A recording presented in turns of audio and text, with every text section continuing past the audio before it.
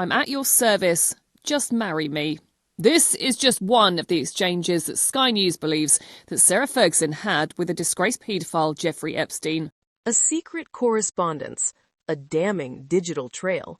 For years, the story of Sarah Ferguson and Jeffrey Epstein was one of regret, a claimed gigantic error of judgment she swore was behind her. But the truth was sitting in a server, waiting. Thousands of pages of emails, now released, reveal a story not of a clean break, but of a desperate, tangled, and shockingly prolonged connection. This is the uncensored inbox of a duchess in freefall, and the convicted sex offender she called her savior. Let's be clear from the start. These emails don't just show poor judgment.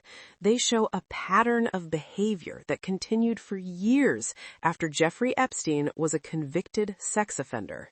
He was released from prison in July 2009, and the digital paper trail reveals that for Sarah Ferguson, the Duchess of York, that wasn't an end. It was a new chapter of financial pleading, gushing affection, and a relationship so deeply inappropriate it now threatens to obliterate what was left of her public life.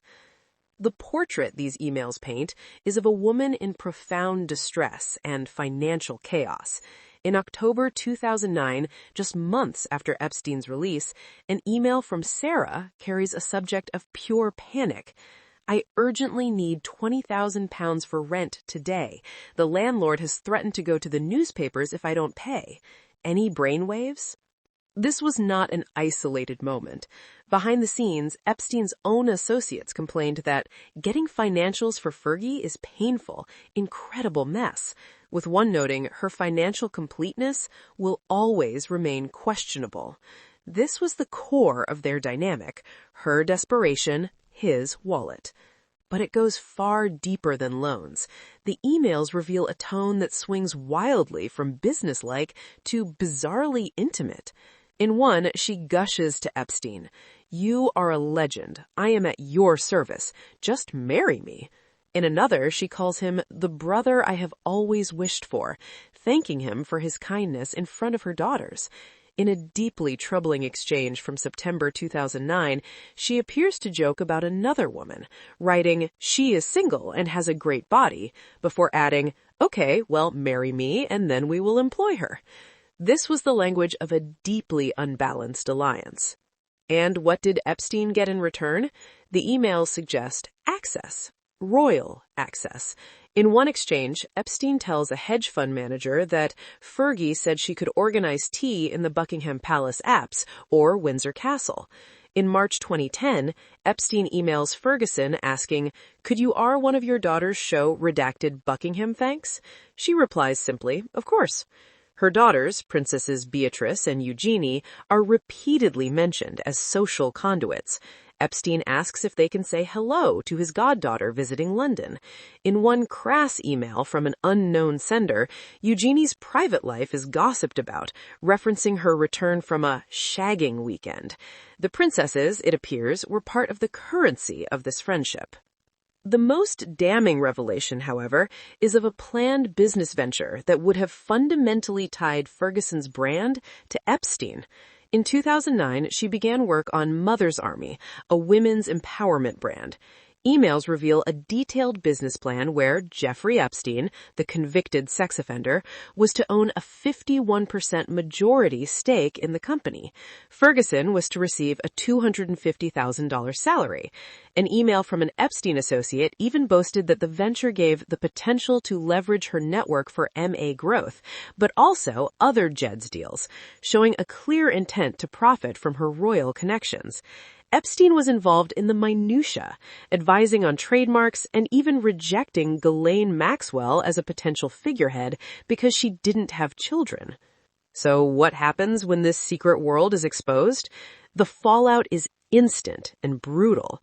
Ferguson's charity, Sarah's Trust, has announced it will close for the foreseeable future. This follows at least 7 other charities, including the Teenage Cancer Trust, which she supported for 35 years, and a children's hospice, who have already dropped her as a patron, deeming the association inappropriate. The reason was a 2011 email where she privately called Epstein her steadfast, generous, and supreme friend, a stark contradiction to her public condemnation. Her spokesperson claimed the email was sent under advice to assuage Epstein amid legal threats, but for the charities, the damage was done. The emails also reveal Ferguson's own later bitterness. In 2011, after apparently being ghosted by Epstein, she sends a furious email. "It was so crystal clear to me that you were only friends with me to get to Andrew, and that really hurt me deeply, more than you will know." This from the woman who once asked him to marry her. The final humiliation comes from Epstein himself. In 2011, he forwards a news article about Princess Beatrice with the cruel caption, "Pic of F from Friday," not the prettiest sight. The story of these emails is not one of a naive woman tricked. It is the story of a duchess who, when faced with financial ruin and public exile, chose to cling to a toxic lifeline. She offered access to her family, her homes, and her royal title to a man the world knew was a monster. She fantasized about business partnerships and called him family, all while he was, according to the files, directing a private investigator to dig into her incredible mess of finances. The facade of the resilient, fun-loving Fergie is gone. In its place is a portrait of desperation, complicity, and a staggering lack of judgment that has now cost her the charitable work that defined her later life. The York brand, as one report starkly put it, is tainted beyond repair. The emails are secret no longer, and for Sarah Ferguson, the reckoning they reveal is just beginning.